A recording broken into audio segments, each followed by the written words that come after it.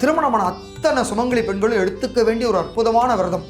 தன்னுடைய கணவனுடைய உயிரை மீட்டு வந்த சாவித்திரி நினைவாக, சாவித்திரி பண்ண பூஜையின் நினைவாக நாம் அதை தொன்று தொட்டு எடுத்துகிட்டு இருக்கோம். இந்த மாசி கயிறு பாசி படியும் அப்படிம்பாங்க. ஸோ அதனால தான் இந்த மாசி மாதத்தில் இந்த மஞ்சள் கயிறை, திருமாங்கல்ய கயிறை மாற்றிக்கிற ஒரு வழக்கம் இருக்குது. நான் ஃபர்ஸ்ட் டைம் செய்ய போகிறேன் அப்படின்றவங்க செய்யலாமா? நிச்சயமாக பண்ணலாங்க. அதாவது எல்லாருடைய கணவரும் தீர்க்க ஆயுசோடு இருக்கணுங்கிறது தான் எல்லா மனைவிகளும் விரும்புவாங்க. ஸோ பாசிட்டிவ் வைப்ரேஷன்ஸ் தான் முக்கியம்.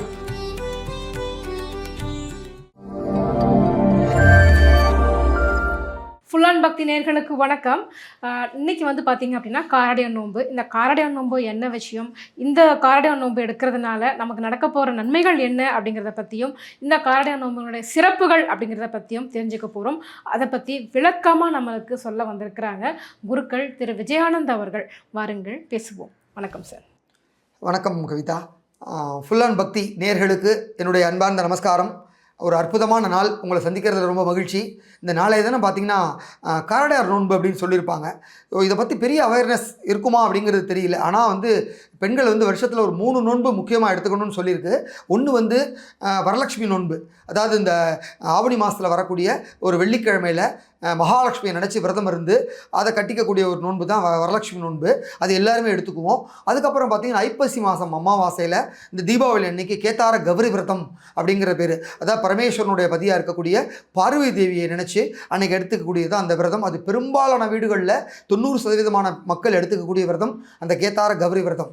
அதே போல் நாளைய தினம், அதாவது மாசி மாதம் முடிகிற தருவாயில் பங்குனி மாதம் தொடங்கக்கூடிய நேரத்தில் இந்த 2 மாதமும் சந்திக்கக்கூடிய அந்த ஒரு அற்புதமான நேரத்தில் எடுத்துக்கக்கூடிய நோன்பு தான் இந்த காரடையார் நோன்பு என்று சொல்லப்படுகின்ற சாவித்திரி நோன்பு அல்லது காமாட்சி விரதம் என்று சொல்லுவாங்க. இந்த நோன்பு யாரெல்லாம் எடுத்துக்கலாம் அப்படின்னா, திருமணமான அத்தனை சுமங்கலி பெண்களும் எடுத்துக்க வேண்டிய ஒரு அற்புதமான விரதம். தன்னுடைய கணவனுடைய உயிரை மீட்டு வந்த சாவித்திரி நினைவாக, சாவித்திரி பண்ண பூஜையின் நினைவாக நாம் அதை தொன்று தொட்டு எடுத்துகிட்டு இருக்கோம்.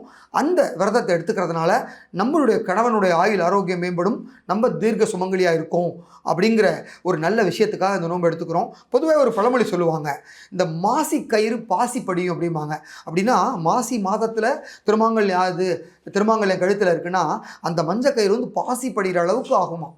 ஸோ அந்த அளவுக்கு பழச தொங்க தாலி கட்டிண்டு தீர்க்க சுமங்கலியாக இருப்பாங்க. அப்படிங்கிறதுனால தான் அந்த மாதிரியான ஒரு பழமொழியை சொல்லியிருக்காங்க. ஸோ அதனால தான் இந்த மாசி மாதத்தில் இந்த மஞ்சள் கயிறை, திருமாங்கல்ய கயிறை மாற்றிக்கிற வழக்கம் இருக்குது. இந்த நோன்பு கயிறுன்னு ஒன்று கட்டிக்கிறோம் சின்னதாக. ஏற்கனவே போட்டிருக்க மாங்கல்ய கயிறு நாளைய தினம் மாற்றிக்கிறது ரொம்ப சிறந்த ஒரு செயலாக இருக்கும். இது ஒவ்வொரு வருஷமும் மாறி வரும். அதாவது எப்படின்னா, மாசி மாதம் முடியணும், பங்குனி மாதம் தொடங்கணும், இந்த 2 மாதங்கள் ஒன்று கூடுது இல்லையா, அந்த நேரத்தில் தான் இந்த நோன்பு எடுத்துக்கணும். பொதுவாகவே இப்போ நாளைக்கு மாதம் எப்போ பிறக்குது அப்படின்னாலே நாளை சனிக்கிழமை இரவு 1-3 மணிக்கு தான், அதாவது ஞாயிற்றுக்கிழமை அதிகாலை அந்த 1-3 மணிக்கு தான் பங்குனி மாதம் பிறக்குது. ஸோ மாசி மாதம் நாளைக்கு நைட்டு 1 மணி வரைக்கும் இருக்குது. 1 மணிக்கு மேலே பூஜை பண்ணுறது அப்படின்னா ஒரு உச்சிதமான செயல் இல்லை இல்லையா. ஒரு நடு ஜாமத்தில் பூஜை பண்ணுறது நம்ம ஹிந்து கல்ச்சரில் நம்ம பண்ணுறதில்ல. அதனால் ஒரு சூரிய அஸ்தமனம் ஆகிற நேரத்தில் பண்ணிக்கிறது உச்சிதம் அப்படின்னு பெரியவங்கள்லாம் சொல்லி அவங்களே நாளைக்கு இந்த காஞ்சி சங்கர மடத்து மூலிமா பஞ்சாங்கத்து மூலிமா சொல்லி கொடுத்துருக்காங்க ஒரு டயத்தை. என்னென்னா, நாளைய தினம் சனிக்கிழமை 14ஆம் தேதி மாலை 6:30 8:30 மணிக்குள்ளே அவங்கவுங்க வசதிக்கு ஏற்ப இந்த சாவித்திரி விரதத்தை மேற்கொள்ளலாம், இந்த காமாட்சி நோன்பை எடுத்துக்கலாம் அப்படின்னு சொல்லியிருக்காங்க.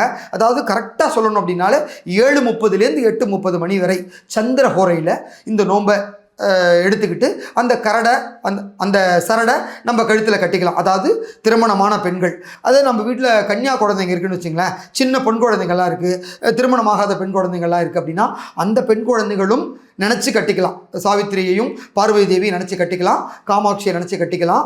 அப்படி கட்டிக்கிற என்ன பண்ணலாம், எதிர்காலத்தில் அவங்க கல்யாணம் ஆனதுக்கு அப்புறமும் அவங்களுடைய திருமாங்கல்ய பலத்தோடு இருக்கும் அப்படிங்கிறது தான் அதுக்கு அர்த்தம். அதே போல் பார்த்திங்கன்னா இன்னொரு நேரம் கொடுத்துருக்காங்க. இரவு வந்து 9:30 10:30 ஒரு நேரம் கொடுத்துருக்காங்க. ஸோ இந்த முதல் டயத்தை முடியாதவங்க இந்த 2வது டயத்தில் குரு ஹோரையில் கட்டிக்கிறது ரொம்ப சிறப்பாக இருக்கும்.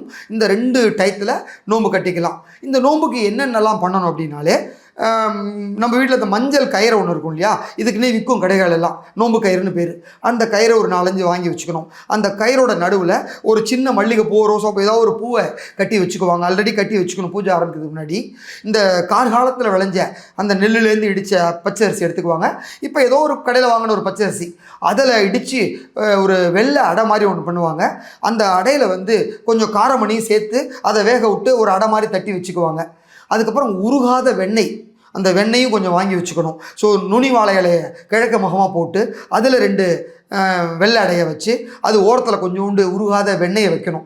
வச்சதுக்கப்புறம் 2 வெத்தலை, ஒரு பாக்கு, 2 வாழைப்பழத்தை வச்சு ஒரு தேங்காய் உடச்ச அந்த இலையில் வச்சுட்டு இது சுவாமி முன்னாடி எல்லாத்தையும் வச்சதுக்கப்புறம் நம்ம காலம்பரை குளிச்சுட்டு நாளைய தினம் பெண்கள் எல்லாம் விரதமாக தான் இருக்கணும். நாளைக்கு மாலை இந்த நோன்பு முடிகிற வரைக்கும் விரதமாக இருக்கும். ஸோ முடியாதவங்க ஏதாவது பழங்கள், பால் சாப்பிட்டுக்கலாம். முடிஞ்சவங்க தண்ணி, இளநீர் குடித்து விரதமாக இருக்கலாம். ஸோ எவ்வளோ உங்கள் முடியுமோ, உங்கள் உடம்பு தாங்குமோ அது மாதிரி பார்த்து பண்ணிக்கங்க. இந்த நோன்பு 6:30 மணிக்கு ஆரம்பிக்குதுன்னா எல்லாத்தையும் ரெடி பண்ணி வச்சுக்கிட்டு சுவாமி விளக்கு முதல்ல ஏற்றிட்டு இந்த இலையை போட்டு அதில் வந்து இந்த வெள்ளை அடையை வச்சு கூட நான் சொன்ன ஐட்டங்கள்லாம் வச்சதுக்கப்புறம் ஒரு வெத்தலை பாக்கு, வாழைப்பழம்லாம் வச்சு அதை சுற்றி நைவேத்தியம் பண்ணிவிட்டு ஒரு ஊதுபத்தி தூபம் காமிச்சிட்டு, காமாட்சி படத்துக்கு தூபம் காமிச்சிட்டு அந்த சரடெல்லாம் சுவாமி மேலே சாத்தி வச்சுக்கணும். காமாட்சி படம் இருந்தால் காமாட்சி படம், இல்லை பார்வதி தேவி, இல்லை உங்கள் குலதெய்வம் எது இருக்கோ ஒரு அம்பாள் படத்து மேலே சாத்தி வச்சதுக்கப்புறம் கற்பூர ஆரத்தி காமிக்கணும் சுவாமிக்கு. அப்புறம் அந்த இலைக்கு காமிச்சதுக்கப்புறம் நீங்கள் எல்லாம் கற்பூர ஆரத்தி வீட்டில் உள்ளவங்களை எடுத்ததுக்கப்புறம் அந்த தேங்காய் முடி வெத்தலை பாக்கு எடுத்து கையில் வச்சுட்டு அதுலேருந்து ஒரு சரடை மட்டும் சுவாமி படத்தில் எடுத்து பெண்கள், திருமாங்கல்யமான சுமங்கலி பெண்கள் அவங்களே அந்த சரடை எடுத்து நம்ம கழுத்தில் கட்டிக்கணும். எப்போதும் கட்டிக்கிற மாதிரி இப்படி கட்டிக்க வேண்டியதுதான். அதே போல் பெண் குழந்தைகள் இருந்தால் அவங்களுக்கு பெரியவங்க கட்டி விடலாம். இல்லை எங்கள் வீட்டில் சுமங்கலி இருக்காங்க, எங்கள் மாமியார் நல்லா இருக்காங்க, எங்கள் அம்மா வீட்டில் இருக்க எங்கள் அம்மா இருக்காங்க சுமங்கலியா, எங்கள் அண்ணி இருக்காங்க அப்படின்னா அவங்க கட்டி விட்டாலும் கட்டிக்கலாம் ரொம்ப சந்தோஷமாக. அதுக்கப்புறம் பெரியவங்கள்ட்ட விழுந்து நமஸ்காரம் பண்ணிக்கணும். ஸோ இதுதான் இந்த நோன்பு பண்ண வேண்டிய முறை. இந்த நோன்பு பண்ணால் இந்த பலன், இது 2 இப்போ நம்ம பார்த்துருக்கோம். கண்டிப்பாக. இந்த காரடையான் நோம்புக்கு வந்துட்டு ஏதாவது தனியாக ஸ்பெஷலாக ஸ்வீட் மாதிரி ஏதாவது பண்ணணும், அந்த மாதிரியான சமாச்சாரங்கள் ஏதாவது இருக்கா சார்? காரடைனா அந்த காரடையார் நோம்புனாலே இந்த காரடையும் உருகாத வெண்ணையும் தான் காமாட்சியினுடைய சிறப்பாக நைவேத்தியமாக சொல்லியிருக்கு. இல்லை எங்களுக்கு சுவாமிக்கு வந்து பாயசம் பண்ணலாம்னு நினைக்கிறேன், ஒரு சக்கரை பொங்கல் பண்ணலாம்னு நினைக்கிறேன், ஒரு கேசரி பண்ணலாம்னு நினைக்கிறான், நிச்சயமாக சரி சுவாமிக்கு பண்ணுறதுக்கு எவ்வளோ பண்ணாலும் அவர் அள்ளி அள்ளி கொடுக்க போகிறார் நமக்கு. அதே மாதிரி நம்ம ரெட்டிப்பு மகிழ்ச்சியாக அவங்களுக்கு கொடுத்தோம் ஸ்வீட்டுன்னா அவங்க நமக்கு ரெட்டிப்பு மகிழ்ச்சியை திருப்பி கொடுக்க போகிறாங்க. முடிஞ்சவங்க பண்ணலாம். இது ஒரு எளிமையான முறை தான். எங்களால் அதுக்கெல்லாம் நேரம் இல்லை, நாங்கள் ஆஃபீஸ் போகணும், எங்களுக்கு இந்த காரடையெல்லாம் பண்ண முடியாதுங்க, நீங்கள் என்னென்னமோ சொல்கிறீங்க அப்படின்னு சொல்கிறவங்க ஒன்றும் கவலைப்படாதீங்க. 2 வெத்தலை பாக்கு பழம் வச்சு நிவேத்தியம் பண்ணாலும் சுவாமி ஏற்றுக்கும். உங்களால் எது பண்ண முடியும். ஸோ சுவாமியை பூஜை பண்ணுறதுக்கு தூய்மையான மனது மட்டும் இருந்தால் போதுங்க. நான் வந்து 1000 ரூபாய் 2000 செலவு பண்ணி பூஜை பண்ணணும்னு எந்த சாமியுமே கேட்கல.